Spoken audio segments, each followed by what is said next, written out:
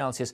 It will be blustery, however, particularly over northern England and Scotland and Northern Ireland. The winds staying pretty strong through Thursday evening as well. The rain pushing back a little further south into Northern Ireland, perhaps into southern Scotland as we head into Friday. But again, for most of England and Wales, it'll be dry on Thursday night.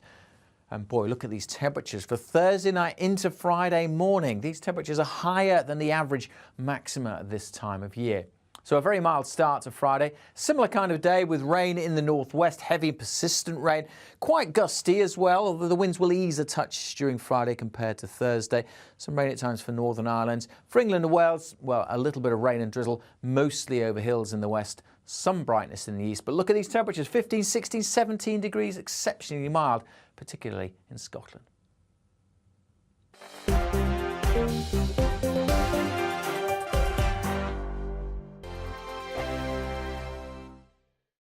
We are GB News. And we'd like to say thank you to each and every one of you for helping our great nation find its voice. We're absolutely everywhere. Across England, Scotland, Wales and Northern Ireland. On TV, on radio and online. We're proud to be the People's Channel, Britain's news channel. Hello, I'm Michelle Dewberry and you can join me every weekday 6 till 7 on Jubes and Kerr. Me and my panel will get stuck right into the day's events and I can tell you, in fact, I can warn you, expect some robust debates, some strong opinions and perspectives from both sides of the fence. It's about you at home as well. I love to read out all of your comments, or at least as many as I can. So join me, Michelle Dewberry, Monday to Friday, 6 till 7 on Jubes and Kerr. Join my show Farage, 7 p.m. till 8 p.m. Monday through Thursday, and there you will get opinion, analysis, debate, and I'll cover stories that nobody else dares to touch. You've been cancelled. Join the club. Oh my goodness, brilliant. And then for the last 15 minutes, talking pints. We're over a drink. We have a civilised conversation with someone. We very often disagree, but we do it in a grown-up way. Come and join me on Farage. On the Mark Steyn Show, we cover the stories a lot of people are scared even to mention. The stuff that really matters with some of the world's biggest thinkers. Now is his opportunity to kind of take the steering wheel of history. Break away from the flop at 8 o'clock on GB News with the Mark Steyn Show. Hello, I'm Esther McVeigh. And I'm Philip Davis. Whether you're watching or listening on TV, online or on radio, we handpick the latest stories, debates and expert opinions for your weekend. So whether that's politics, news or showbiz, we've got it covered. Join us every Saturday morning at 10 o'clock on GB News. Hello, I'm Alastair Stewart, and I'd invite you to join me at noon on Saturdays and Sundays for Alastair Stewart and Friends. I've been in this business for over 40 years. Now, here at GB News, I've never been happier. I get to choose the big stories that really interest me. We hear what you have to say, and you hear what I have to say. I really hope you can join me, noon on Saturdays and Sundays. I'm Mark Dolan. Join me at 11 on GB News for Headliners, in which I'll be joined by two of the UK's top comedians discussing tomorrow's papers. If it's an important story, we'll cover it, but we'll have some fun along the way. Headliners, the late night paper review that won't send you to sleep like the others will. 7 nights a week at 11 p.m. on GB News.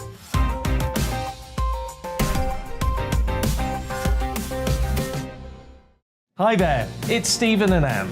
At breakfast from 6 a.m, you'll always be caught up with everything you need to know, the latest headlines, opinions and debates. We'll bring you the good news and the bad, but most of all, we're here for you. Remember, send in your views and let us know what you would like us to talk about.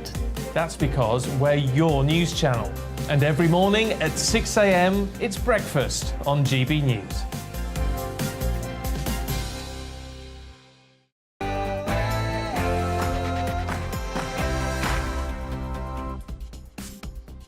Good evening from Scottsdale, Arizona, where we still don't have a result from yesterday's midterm election in this state. Overall, the red wave, some thought it could be a tsunami, has become, I think, something more of a ripple. We'll be asking, does early postal voting change election results? And closer to home, are the Conservative government really going to put top rate tax up to 50 pence? And if they do, What on earth does that mean for young entrepreneurs? All of that and more in just a few minutes, but first, let's get the news with Polly Middlehurst.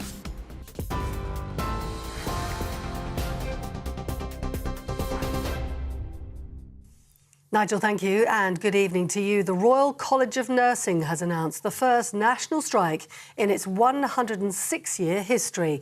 The RCN saying it'll affect the majority of NHS employers as nurses walk out over pay and patient safety concerns. The union's 300,000 members were urged to vote in favour of industrial action. However, emergency care won't be affected. Pat Cullen is the union's General Secretary. She says it's time for governments to listen. Hundreds of thousands of nurses have spoken out today loud and clear. And what they're saying to every government right across the UK is enough is enough. And today, what they've done is turned that anger that they've had about how they've been treated into action. And I'm so very proud of them for speaking up and speaking out on behalf of their patients. Well, the Health Secretary, Steve Barclay, says nurses' pay demands are out of step with the UK's economic circumstances. The key issue is one of fairness. We've offered £1,400. We've accepted in full the recommendations of the independent pay review body. We gave an increase last year above what most other public sector workers received. And we also need to recognise the economic circumstances in which we currently face. The Prime Minister insists he didn't know about specific concerns over Sir Gavin Williamson when he appointed him to Cabinet. The MP left his post last night saying allegations of bullying were becoming a distraction to the good work of government. He denies any wrongdoing. During PMQs, the Labour leader, Sir Keir Starmer, criticised Sir Gavin and he questioned Rishi Sunak's judgment. The Prime Minister said it was absolutely right that Sir Gavin had resigned. The Home Secretary is urging police chiefs to focus on what she's calling common sense policing and not politically correct distractions. Speaking at a conference in Westminster, Suella Braverman said the public expected the police to be tackling crime, not debating topics such as gender on Twitter. She also urged the force to reconsider police action that could now be seen as woke behaviour. And a 23-year-old man has been arrested after throwing eggs at King Charles and Camilla Queen Consort in York. The incident happened as they arrived at York Minster to unveil a statue of the late Queen. It's understood a protester threw 3 eggs at them, all of which missed them. Several police officers at Micklegate Bar were seen restraining a suspect on the ground immediately afterwards. You're up to date on TV, online and DAB+ radio. You're with GB News, the People's Channel, taking you live now to Phoenix in Arizona, in the States, and Nigel Farage.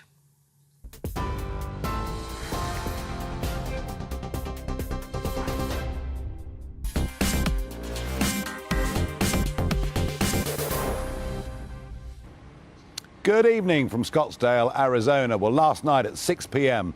local time, the after-party began for the Arizona Republicans. It was a huge event, hundreds of people here, and media here from right across the world. And the reason the focus was so heavy on Arizona, and indeed the reason that we from GB News came here to Arizona, was because, number one, a very important key swing state. If Blake Masters, who is the candidate for the Senate for the Republicans, was to win, well, it would have been a red wave, it would have been a red tsunami, as some were predicting. But if Blake Masters didn't win here, then it was pretty clear that the Republicans might get a majority in the Senate, but perhaps only by 1 seat or so. But the biggest reason that the world's media, including several British broadcasters, descended upon this place last night was because Carrie Lake has hit this campaign like really something else.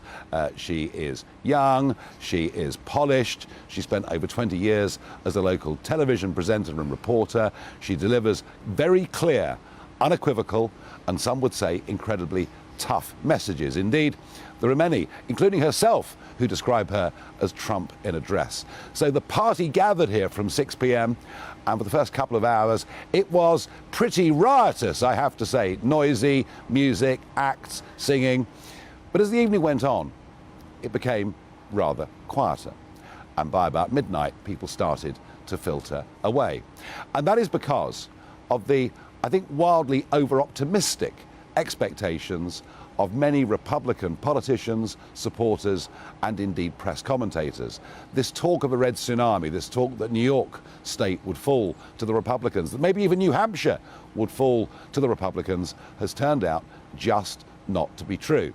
So it's not a red tsunami, it's not a red wave, but it is a red ripple.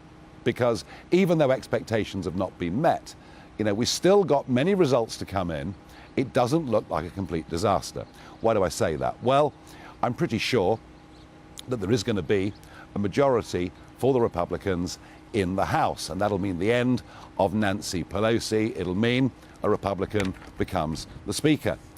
In terms of a Senate, well, it's actually right now a little bit too tough to call. But I do think it looks to me like the Republicans will get Nevada, and I'm guessing it's going to be 51-49 to the Republicans. It could, though, turn out to be 50-50. And here, in the big race in Arizona, well, I'd very much hope to bring you live the new governor of Arizona, Kari Lake, who promised she'd come on the show, but the count is still going on. And that said, I think I'm 80% certain that Kari Lake is going to win and will probably declare within the next hour or two. So a big star comes into state politics in Arizona, but my feeling is she's going to be a big national figure too. But across the country, why were the polls wrong? Why was it that the Democrats got more votes than almost anybody anticipated? Well, my feeling is this, and we've seen this ever since Tony Blair introduced postal voting on demand in the United Kingdom. In any country where there is large-scale postal voting, it always seems to give, or nearly always seems to give, a majority to the Liberal left. Is it that the Liberal left are better organised on the ground? That could be part of the explanation. But as we've seen in the United Kingdom, as dozens of people have been to prison for postal ballot fraud, it is wide open to abuse, it is wide open to intimidation, and certainly, as we've seen in many of our big cities within ethnic minorities, it has been repeatedly, horribly abused. Well, what happened here yesterday in Arizona is almost certain to lead to more rows.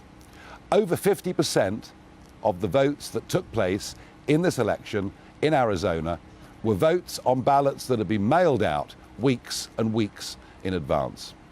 In Nevada, over 70% of the vote is actually going to be a postal vote. Does that matter? Well, I'll tell you why it matters. Let's take the example of Pennsylvania, a straightforward race for the Senate between a guy called John Fetterman, 6'8", former athlete, but who very sadly suffered a deeply unpleasant stroke in May of this year. He was up against a celebrity candidate, Dr. Oz, who'd been backed by Donald Trump. The Democrats held off and held off and held off for the head-to-head debate on television to happen.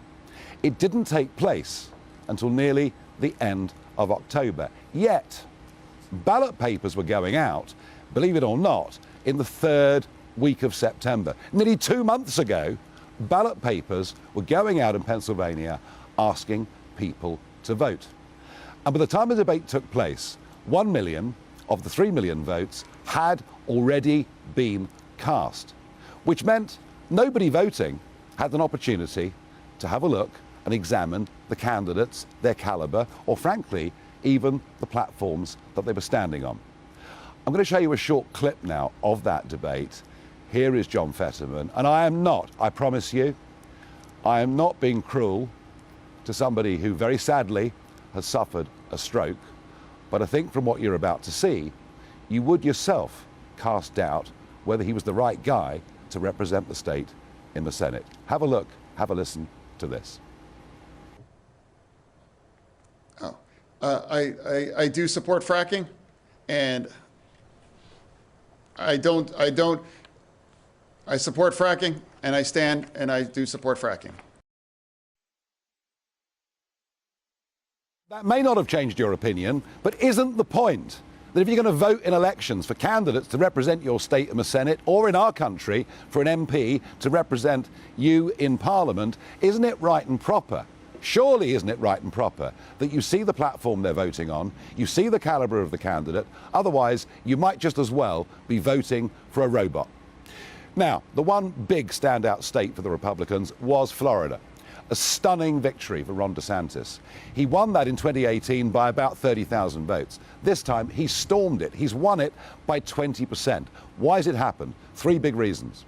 One, huge numbers of people have deserted New York and elsewhere and come to a low-tax, low-regulation, pro-business state of Florida, and the vast majority of those are Republicans. Secondly, DeSantis has learned the lesson from 2020, and that lesson is very clear.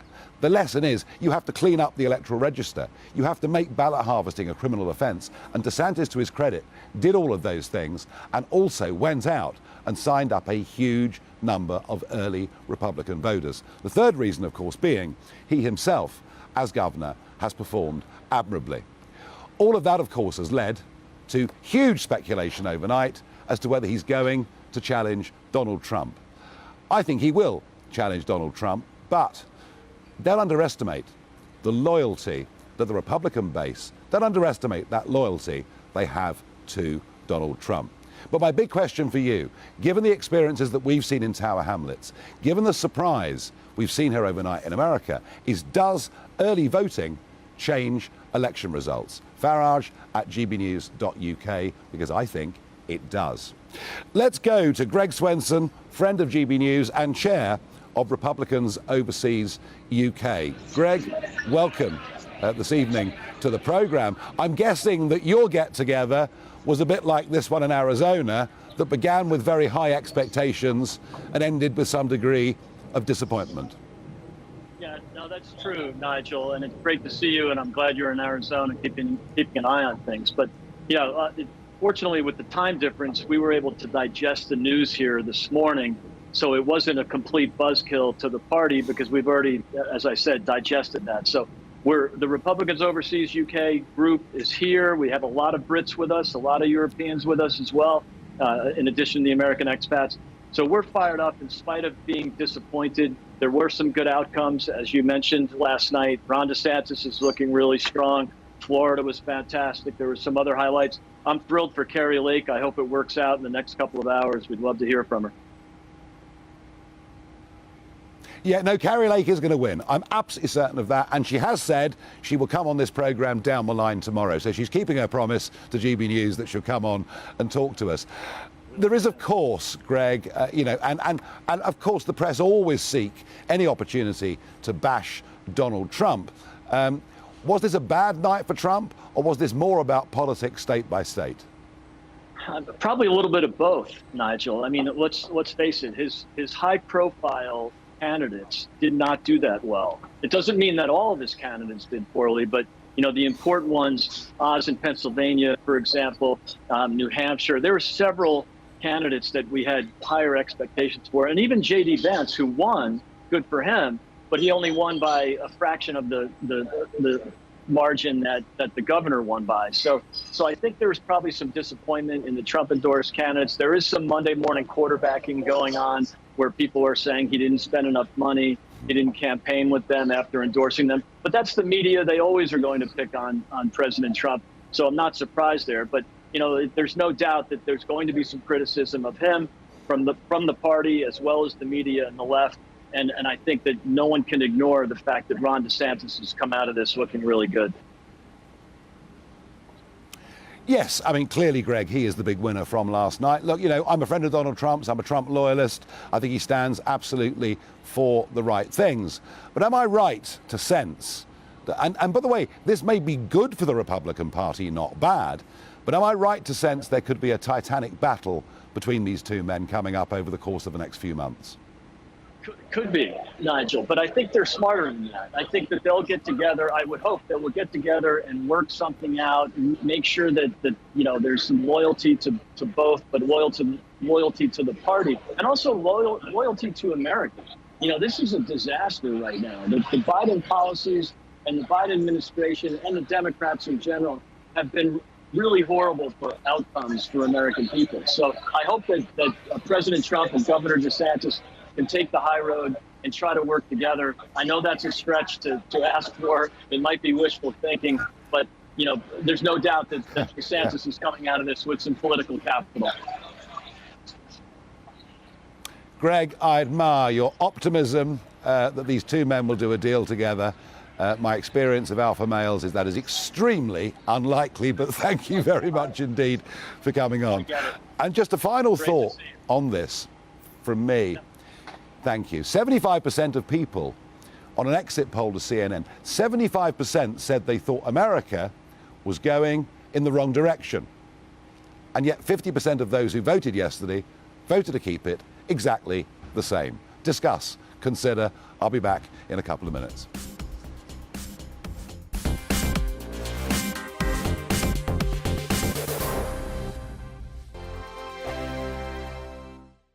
We are GB News, and we'd like to say thank you to each and every one of you for bringing us your conversations, for helping our great nation find its voice. We are here for you on radio, television, and online, across England, Scotland, Wales, and Northern Ireland. It's not the BBC, you actually get your facts right. We are proud to be GB News, the People's Channel, Britain's news channel. I'm Dan Wootton. Join me Monday to Thursday from 9 to 11 for the feistiest and most fun news debate on TV, where free speech reigns. I'll bring you a sharp take on the day's biggest stories, bombshell newsmaker interviews, and A-list guests. And I guarantee you, no spin, no bias, no censorship, and no reason to go to bed. That's Dan Wootton tonight, Monday to Thursdays from 9 on GB News.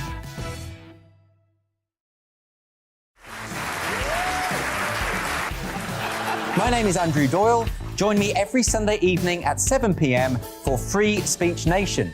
This is a show where we address current affairs and news stories of the week with the help of two wonderful comedian panellists. I brought in comics because I want to give it a lighter edge, and also they work for less. See you there.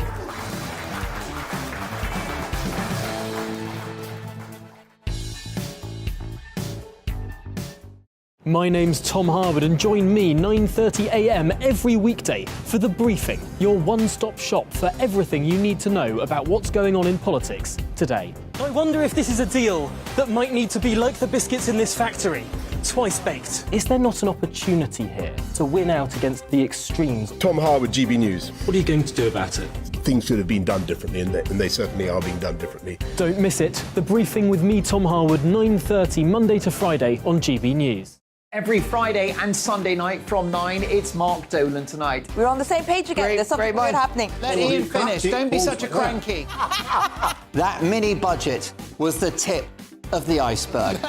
And on Saturday, my show just got bigger. From 8, it's Mark Dolan's Saturday Night In. You can't govern a country if you can't speak. Stop talking. My God, we reached the end. I've never been early in my life. Only on GB News, the People's Channel.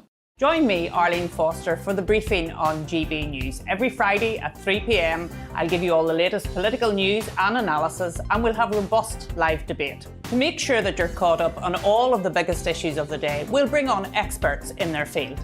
I'll ask the questions that you'd like to ask. We're not afraid to tackle discussions from all perspectives, including yours. Don't forget, The Briefing with me, Arlene Foster, every Friday at 3 p.m. on GB News. We are GB News, right across the nation. You can get us on television, on radio, on digital. We're absolutely everywhere. Amazing. You see, amazing. You remind me of me in the European Parliament. But here's the most important bit. We are not part of the mainstream establishment. We think and speak just like you do. We are the People's Channel. Magnificent. That's really, really thoughtful. Come and join us on GB News, the People's News Channel.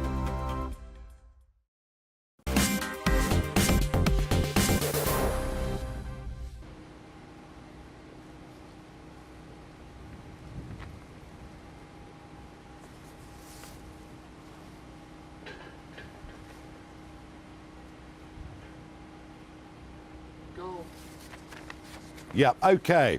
Right, let's get some audience reaction from you. One viewer says, I don't understand why early voting is allowed. There is such a long time between the first and last vote being made. As they say, a week is a long time in politics. Well, think about that. In Pennsylvania, you could have voted in the third week of September. We are now almost in mid-November. That seems utterly farcical to me.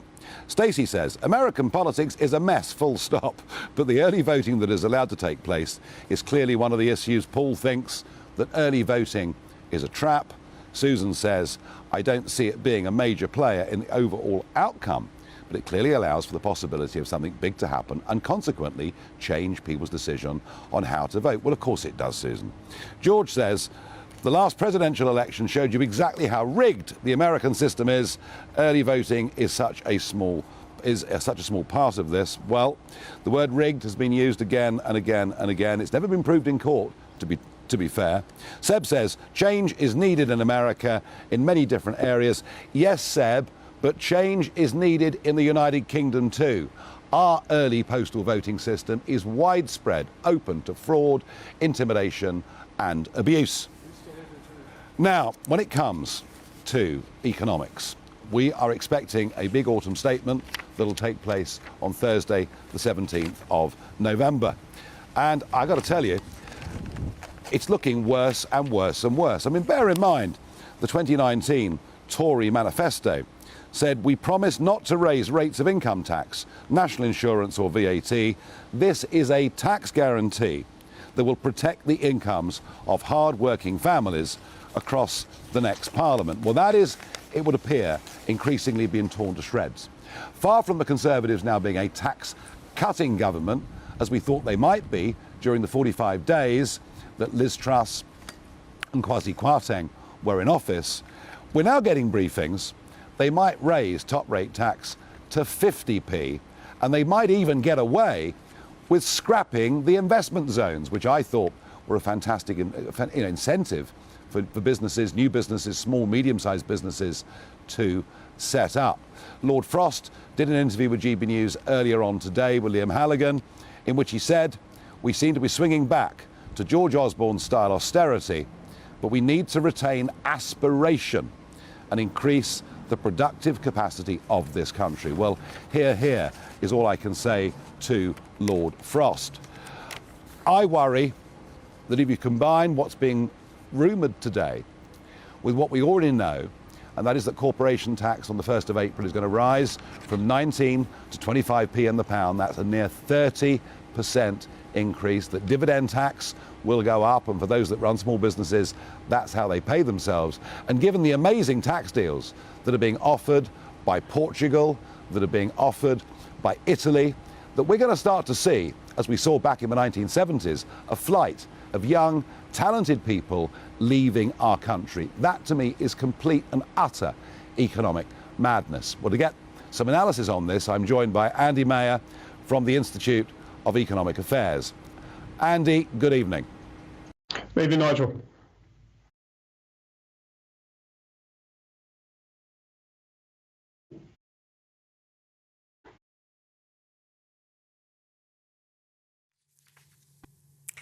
Well, as you can see there, Nigel Farage in Phoenix, Arizona, as results are being declared in the US midterm elections, and about to speak there to Andy Mayer from the Institute of Economics as they turn their attentions to events in the UK and indeed what is happening with tax brackets.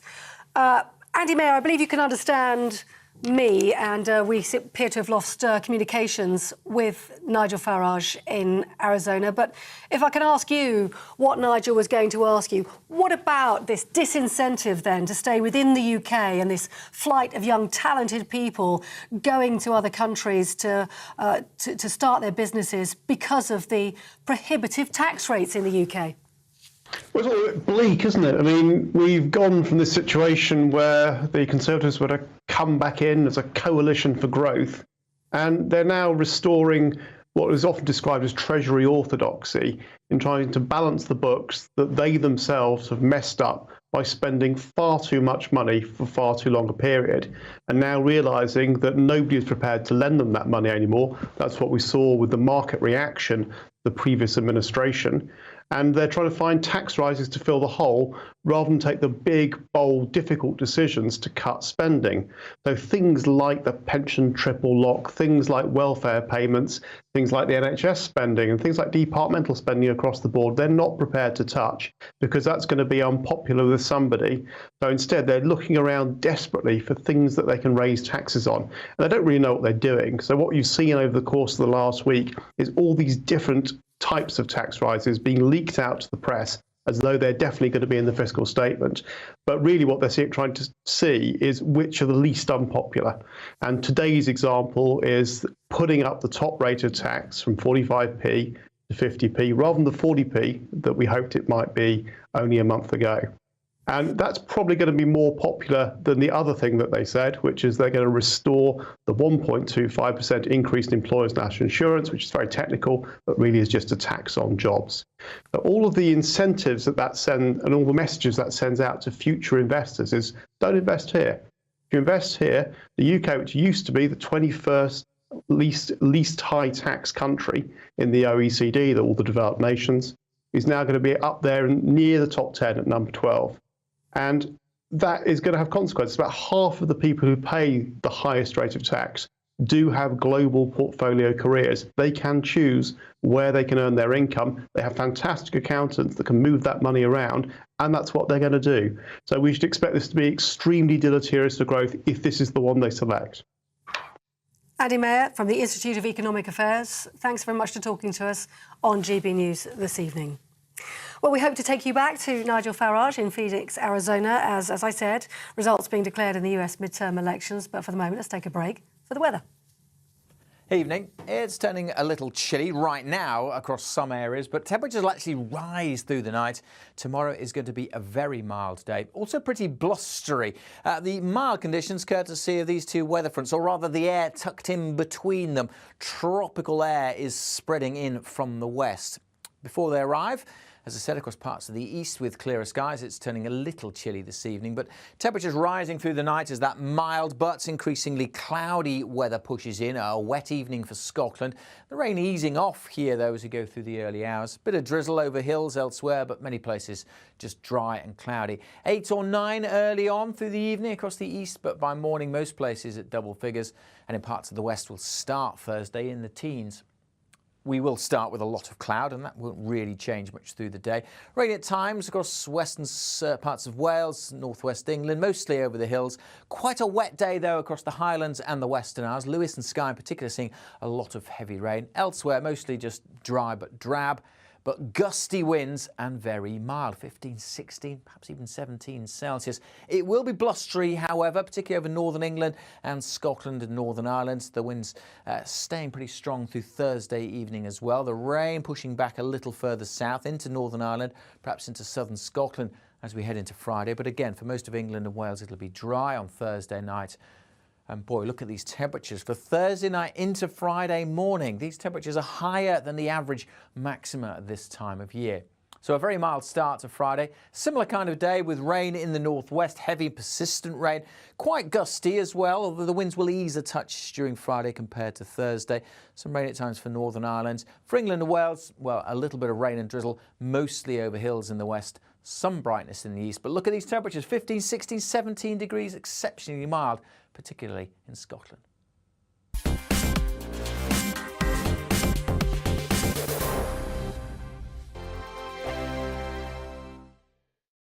Hello there, it's Eamon Holmes here from Breakfast on GB News. We're not just on your television and your screens, you know. We're on DAB plus digital radio, so you can listen to your favourite shows on the move. If you've not yet listened to GB News Radio, it's very simple. We're on your radio player and TuneIn apps, on your smart speaker, phone or tablet, or online at gbnews.uk. Take us with you wherever you go. GB News Radio. You never have to miss a moment of the People's Channel. Hello, I'm Simon Evans. Join me on GB News for Headliners at 11 p.m, where I'll be joined by 2 of the country's top comedians as we take a look at tomorrow's newspapers tonight. If it's a big story, we'll be covering it, I guarantee, but we'll also have some fun along the way. That's GB News Headliners at 11 p.m. We won't put you to sleep, unlike some of the other paper review shows out there. So join us, 11 p.m, 7 nights a week.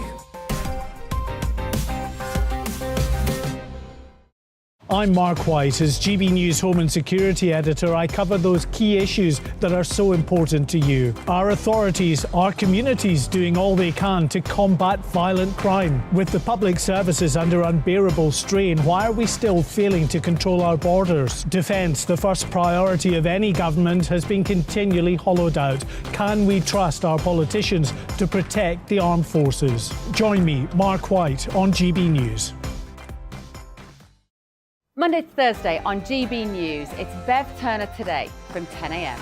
There's never been a more interesting but also critical time in British politics, and I can't wait to bring you the biggest stories of the day with the best factual accuracy and also a few of my own opinions thrown in. We'll engage in passionate but always polite debate with your thoughts and opinions at the centre of it all. Monday to Thursday, 10 till 12 on TV, on radio and online.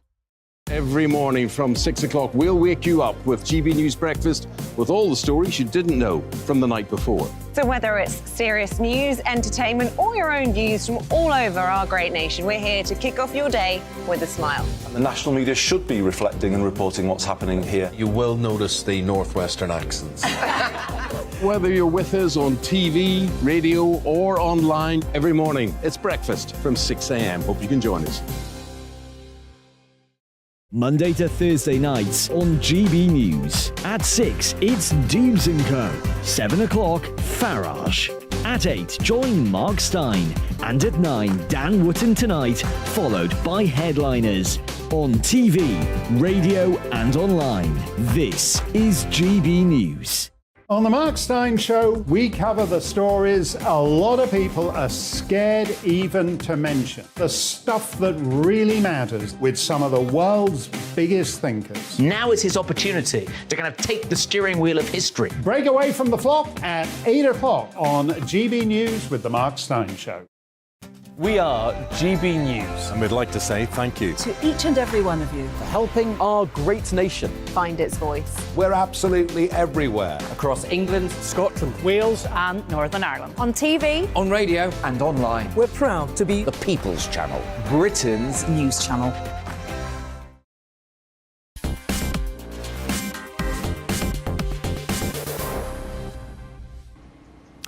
Welcome. We lost you there briefly. These are the dangers of live outside broadcasts. But hey, it's now time for Talking Pints. We're going to chew over what happened here yesterday in Maricopa County when people went to vote, and guess what? The voting machines weren't working. Massive queues. People told, stay in line, you get your chance to vote. I wonder how many people simply went home. Now, this will be used by supporters of the Republicans to say, they knew a majority of those who vote on the day were Republican. It was all done to fix the system. Whether any of that's true or not, I think, isn't the point.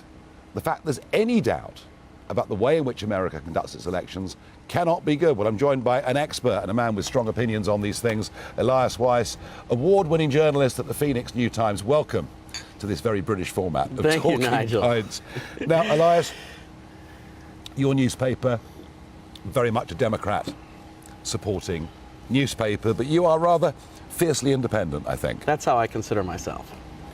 I do. Am I to believe you?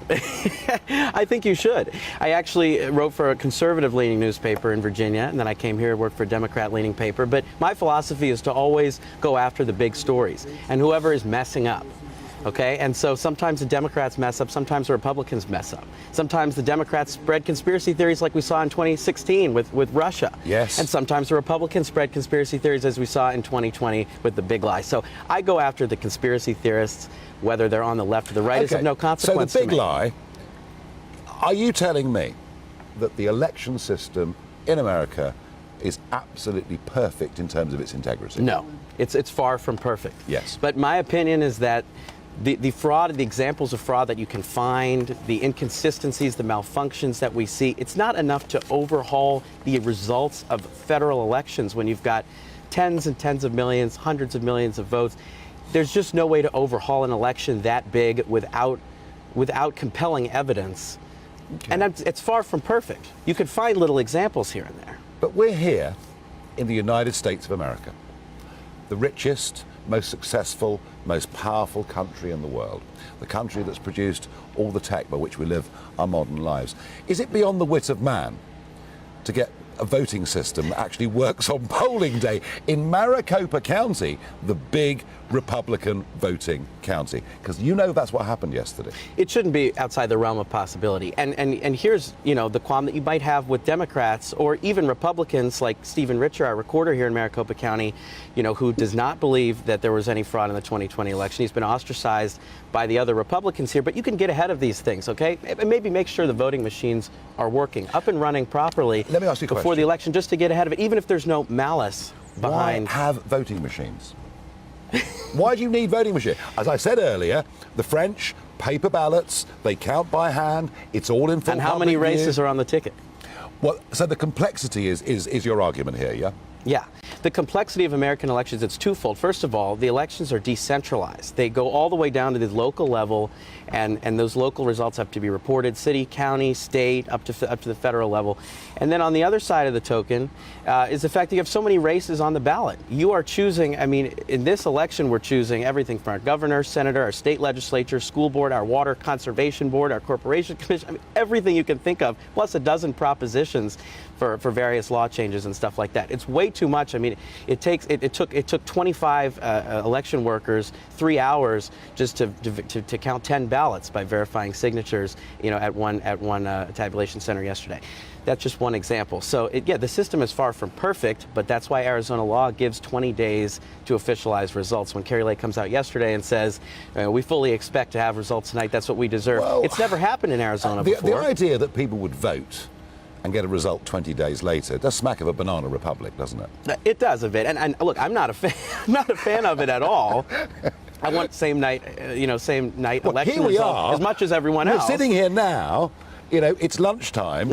I think we know Kari Lake's going to win. I think so. And I think we know that Kelly will hold the Senate seat for the Democrats. Well. That is looking clear, but we still don't know, do we? It's not good. It's not good, is it? No, and again, nobody's called it. We're media. We call these races. Nobody's called these races because they're too close to call. Kari Lake is still down 12,000 votes right now. And certainly the trends, if you want to look at trends, it's likely that she'll take the lead after these 400,000 outstanding votes are tabulated, but we don't know that. We just don't know. And we might not know for as many as 19 more days, according to the law. You see, if a large number of Americans doubt the integrity of the system, I'll give you an example. A friend of mine voted in New York yesterday. He offered to show ID. Oh, no, sir, we don't need that. So he flippantly said, oh, well, that's okay. I'll come back and vote again in 2 hours. And they sort of just looked at him blankly. There's a large number of people, including a big chunk of Democrat voters, think that voter ID at the station, for example, actually should be, part of law, and yet it's not. It's not a good, healthy thing in a democracy if people question the result, is it? That's right, and that goes again to the elections being decentralized. Every state has their own laws, and people will never agree. You need some unity. And there needs to be a collective understanding of the democratic process and how it should work. So when every state has different rules, in this state, you need to show ID. 10 miles down the road, maybe in another state, you don't. That creates a division. It's a division rather than unity. And that's something you see. It's always easy to look, here's our neighbor state. Why don't we just do it like them? And they'll say the same thing here when things are always so different. The trouble is, Elias, that the reason we have democracy is we can get change through peaceful means, not through violent means.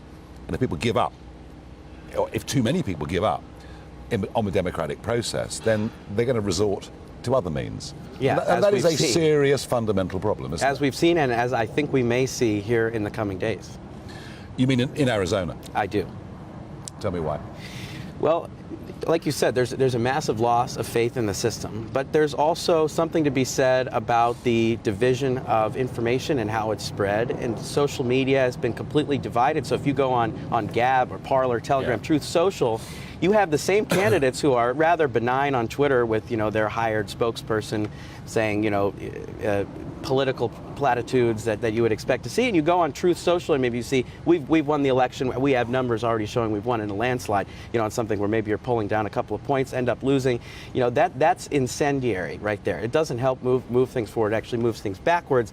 I think there's a healthy way to deal with doubt in the system. I think having doubt is fair. Asking questions is fair. And the entire reason this country exists is because we stood up to you and asked questions about representation, about democracy. George III. Yeah, no, I get it. Don't worry. So I think that's healthy, and I encourage that in people and in journalists to poke holes in things and say, is this perfect? How can this get better? Is there room here for fraud or for intimidation? But the problem is that you have to be on the right side of history with that. You have to take those constructive questions and you have to explore them in a way that's healthy, not capitalize on them by coming up with conspiracy theories and starting riots and starting a coup. As you say. And lying to your supporters. I mean, coming out and lying to your supporters about this is how it's going to go. Kari Lake yesterday at the press conference, I was 5 feet away from her, she said, I expect to have results tonight. That's what she told her supporters. I mean, we've never had same night results in Arizona or any state ever. It's just a lie. But she is a phenomenon, isn't she? She absolutely is. As soon as the election results don't come in that night, then she has something to look and say, look, see, evidence of cheating, because where are the results? I told you they'd be here. Where are they? Well, I don't know. Maybe because your attorney filed an emergency injunction to try to extend the voting hours, and that delayed everything.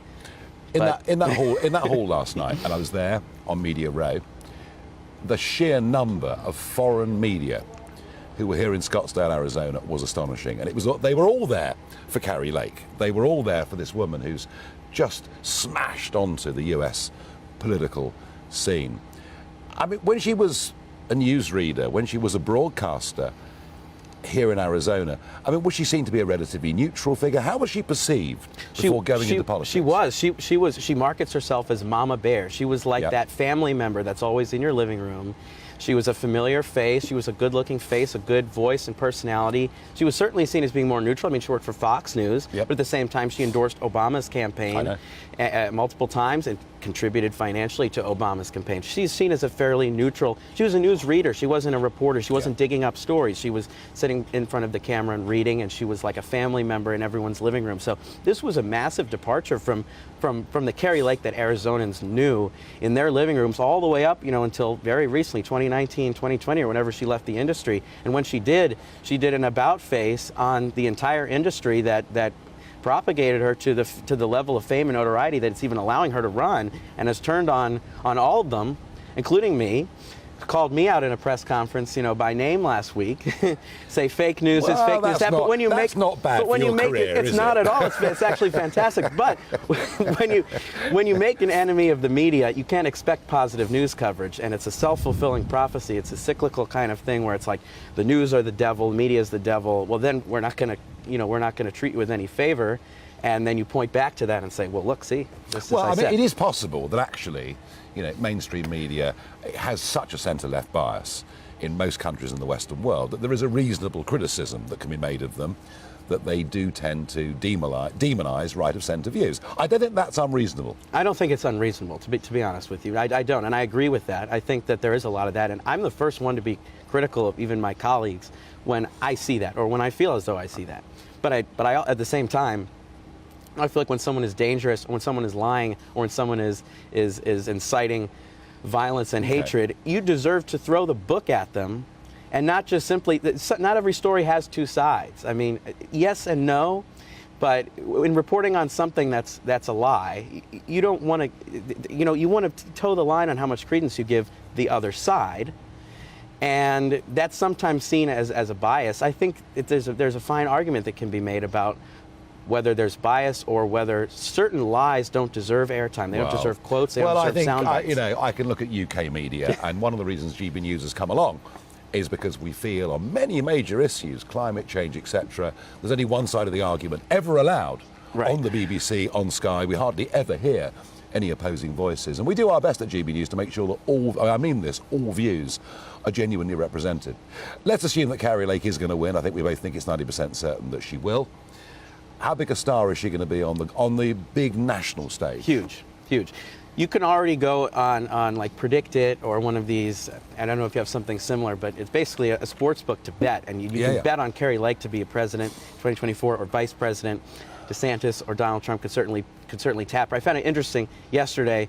Asked her, will she commit to serving a 4-year term as governor? She said, not only that, I promise to serve 8 years. There's nothing that could cut me short of that. I'm not sure I believe it. To be honest with you, but that's on her own. It's what she's built for herself. It's the reason that Blake Masters is losing. He tried to ride her coattails. It didn't work for him. He didn't have the personality, the commanding presence that she had. She blew Katie Hobbs out of the water because she looked like she wanted it so bad. Katie Hobbs just didn't look like she wanted it. She looked like she was going through the motions and kind of expected to be handed to her. And even as a Democrat, it's kind of hard to vote for that, especially when you have some scandal. She's mired in, people's reputations precede them. Yeah. And Mark Kelly has no scandal. So he can coast through. He is the sitting incumbent He's the Democrat. sitting incumbent senator. He's an astronaut. He's a veteran. Yeah, it's a great CV. The best ever. His wife was a hero. Survived an assassination attempt. She was shot in the head here in Arizona 11 years ago. He has no scandal. Katie Hobbs has scandal that precedes her. They call her a twice convicted racist. She refused to debate. And then lied about why. She said because Kari Lake's too extreme on the right, that's why I won't debate. Well, she didn't debate in the Democratic primary against a moderate Democrat. So she cowers away from media. She cowers away from the public. Cowers away from her own voters. Rather like Joe Biden hiding in his bunker? Not appearing before the electorate. That's exactly what it is. And in the same way that Katie Hobbs has taken a leaf out of Joe Biden's playbook in that way, so has Kari Lake taken a leaf out of Trump's playbook by saying, okay, you don't want the airtime? Great. I'll take all the airtime then. And that's exactly what she did. She made a massive personality, a massive presence. She already has some notoriety, and some people don't care what she says, frankly, because she looks like she wants it so bad. When the opposition appears apathetic, you at least want a leader who... If Trump announces a run on Tuesday, he may well be her VP candidate. Clearly, it wouldn't surprise me at all. No, and Arizona's is his pet project. I kind of, if I was Donald Trump, and if I was thinking, I am going to run, I am going to announce I'm going to run. Ron DeSantis, next week, probably. Ron DeSantis has done amazingly well, but the base will always support me, and probably the base will support him. We don't know, but that is my guess. The loyalty to Trump is unbelievable and probably underestimated by foreign media. But DeSantis, of course, a very powerful figure, an amazing performance that he's put in Florida. But here's the funny thing, I can't work this out. Biden can barely string a sentence together, doesn't know what day of the week it is a complete embarrassment to America on the world stage. I see you're not fighting me on any of this. I said I have friends and colleagues who would hate to see me agree with you on TV, but I do. Frankly, you're deadpanning this. Frankly, I do. CNN did an exit poll yesterday, and 75% of those leaving the polling booth said they thought America was going in the wrong direction. And yet 50% of the electorate voted to keep it exactly as it is. Explain. Yeah, so I think first of all, I've seen these polls. If you poll Democrats, most Democrats think we're going the wrong direction. If you poll Republicans, most Republicans think we're going in the wrong direction. So the question is why? It's for different reasons. It's really fear of the other side. Democrats are afraid we're going in the wrong direction because they see people like Kari Lake. They see people like Ron DeSantis. They see them winning. They see people like J.D. Vance. They see people like Marco Rubio winning. And they're like, oh, that can happen here. I'm scared. I'm scared we're going in the wrong direction where these kind of candidates will win in all 50 states. Republicans, on the other hand, that's what they want. They can't get it. There's so many liberal states that will always be liberal states. There's always going to be more people in cities and more, so therefore more liberal voters. If we didn't have the Electoral College, we would have all Democrat everything forever, and that's what scares them. So it's for different reasons. It's basically fear of the other side, and unfortunately, because of partisan media and partisan social media that are drifting ever further to the extremes, that's what you get. All you get is inundated with the other side will ruin this country, the other side will ruin this country. It doesn't matter which side you're on. That's what happens on Facebook, or you are automatically sent stuff on your side of the debate, reinforcing your Of view course. and not allowing you to see the other side. And that's been a major But the problem. conservative censorship on Facebook and Twitter stuff, that was true. That was real. That was absolutely real. Facebook, these liberal companies, they really are we're shutting down conservative voices, and that was a disservice. That was actually a self-inflicted wound from the liberal social media, because that led to the rise of conservative social media. And the conservatives said, okay, great, you don't want us here, we'll go do our own thing. Yeah. And now that is growing and rising in power, and all the things that they wanted to stop the spread of, even the lies and the conspiracy theories are spreading on these new platforms. They're spreading even more. If they would have just let it on Facebook with a little bit of moderation, it wouldn't have probably promulgated as much as it actually has. I mean, I can see that, you know, Getter, Parler, Truth Social, they're there, they're established, they're up and running, some are doing quite well. And now we've got Elon Musk, of course, taking over Twitter. But I mean, for him to turn that around is going to be pretty tough, isn't it? Yeah, I think it will be. And he's making a clown of himself in the early days.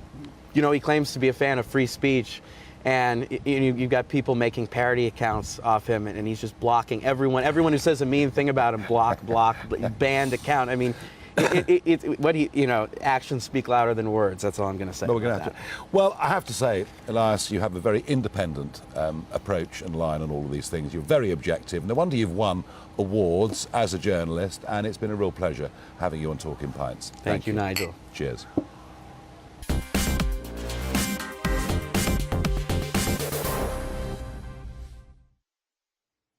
Okay, here we go. We've got time, a little bit of time for Barrage to Farage. What have you sent me today? Adrian says, will you be backing Ron DeSantis now to be the next president, and should the Trump supporters back him too? Look, I think DeSantis has done an amazing job, phenomenal job in Florida. Absolutely hats off to him. But do I think he's got the charisma? Do I think he's got the reach out to the more working class voters that live in Michigan, that live in Pennsylvania, that live in those swing states, those key swing states in the Midwest? No, I don't. I still think Trump has that, but I do foresee a pretty titanic battle between the two of them. But it may not be unhealthy. It may be a good thing for the party to have that big open debate. Next question. One viewer asks me, given the midterm election results, do you agree it's time for Trump now to step aside? No, I'm not going to join in with that. You know, these results weren't all about party leaders. Crikey. If it was all about whether you approve of Joe Biden or not, then I think probably the Democrats would have lost almost every single race they took part in. It isn't quite the same as in Europe, the sheer dominance of the party leader. But look, it wasn't a great night for Trump candidates. Let's be absolutely frank about that. Mick asks similarly. Pam asks, what do you think about Meghan Markle running for president of the USA in 2024? I don't think, I mean, maybe Elias will disagree with me, but I don't think Meghan Markle has any value at all in America or anywhere else unless she's slagging off the royal family.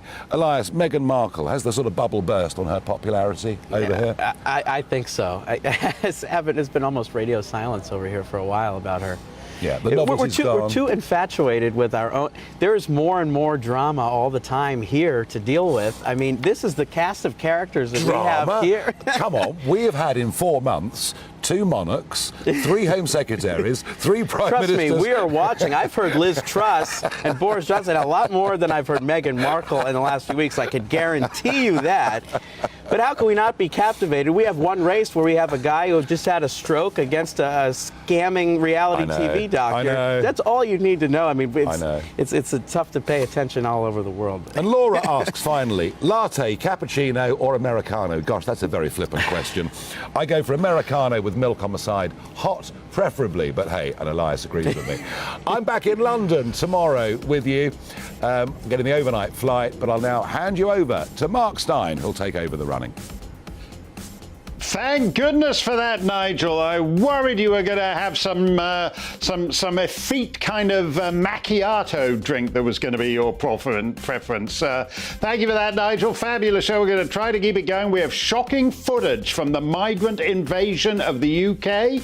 There's far more of it than you think, and it's not all by dinghies. We've got a great lineup of guests on that and a lot more. All coming up for you right after the weather. Evening. It's turning a little chilly right now across some areas, but temperatures will actually rise through the night. Tomorrow is going to be a very mild day, also pretty blustery. The mild conditions courtesy of these two weather fronts, or rather the air tucked in between them. Tropical air is spreading in from the west. Before they arrive, as I said, across parts of the east with clearer skies, it's turning a little chilly this evening, but temperatures rising through the night as that mild but increasingly cloudy weather pushes in. A wet evening for Scotland. The rain easing off here, though, as we go through the early hours. Bit of drizzle over hills elsewhere, but many places just dry and cloudy. 8 or 9 early on through the evening across the east, but by morning most places at double figures, and in parts of the west will start Thursday in the teens. We will start with a lot of cloud, and that won't really change much through the day. Rain at times across western parts of Wales, northwest England, mostly over the hills. Quite a wet day, though, across the Highlands and the Western Isles. Lewis and Skye in particular seeing a lot of heavy rain. Elsewhere, mostly just dry but drab. But gusty winds and very mild, 15, 16, perhaps even 17 Celsius. It will be blustery, however, particularly over northern England and Scotland and Northern Ireland. The winds staying pretty strong through Thursday evening as well. The rain pushing back a little further south into Northern Ireland, perhaps into southern Scotland as we head into Friday. But again, for most of England and Wales, it'll be dry on Thursday night. And boy, look at these temperatures for Thursday night into Friday morning. These temperatures are higher than the average maxima at this time of year. So a very mild start to Friday. Similar kind of day with rain in the northwest, heavy persistent rain. Quite gusty as well, although the winds will ease a touch during Friday compared to Thursday. Some rain at times for Northern Ireland. For England and Wales, well, a little bit of rain and drizzle, mostly over hills in the west. Some brightness in the east. But look at these temperatures, 15, 16, 17 degrees, exceptionally mild, particularly in Scotland.